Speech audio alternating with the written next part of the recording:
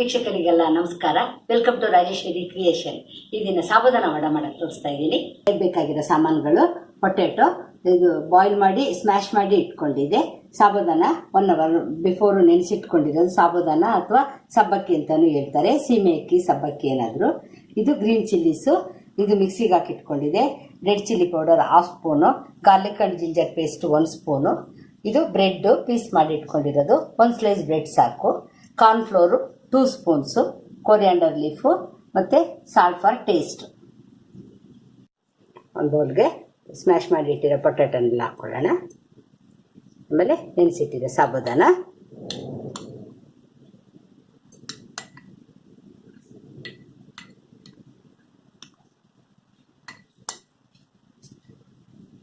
Ginger and garlic paste,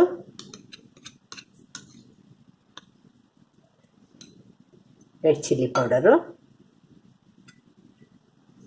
green chilli paste ಮಾಡ್ಕೊಂಡಿರೋದು, salt for taste, ಮತ್ತು bread pieces ಮಾಡ್ಕೊಂಡಿದ್ದೀವಲ್ಲ ಅದನ್ನು ಇದರಲ್ಲಿ ಹಾಕ್ಕೊಂಡ್ಬಿಡೋಣ. ಕಾರ್ನ್ಫ್ಲೋರು,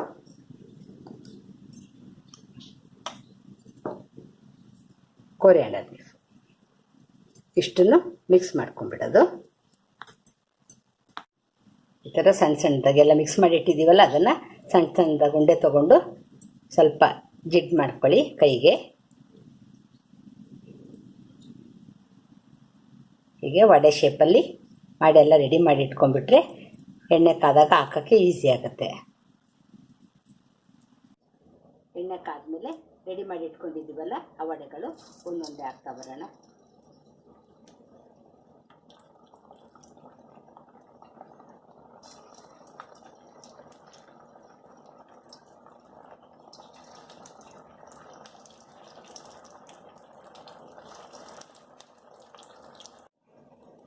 ನೋಡಿ, ಸ್ವಲ್ಪ ಬ್ರೌನ್ ಕಲರ್ ಆಗಿ ಮೇಲ್ ಬಂದಮೇಲೆ ತಿರುಗಿಸ್ಬೇಕು, ಇಲ್ಲಾಂದರೆ ಮೊದಲೇ ತೆಗೆದ್ರೆ ಅಂಟ್ಕೊಂಡ್ಬಿಡುತ್ತೆ ಒಂದಕ್ಕೊಂದು.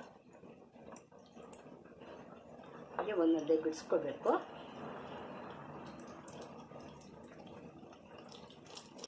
ನೋಡಿ, ಇಷ್ಟು ಬ್ರೌನಿಶ್ ಆದಾಗ ತೆಗೆದ್ಬಿಡಿ. ರೆಡಿ ಇದೆ.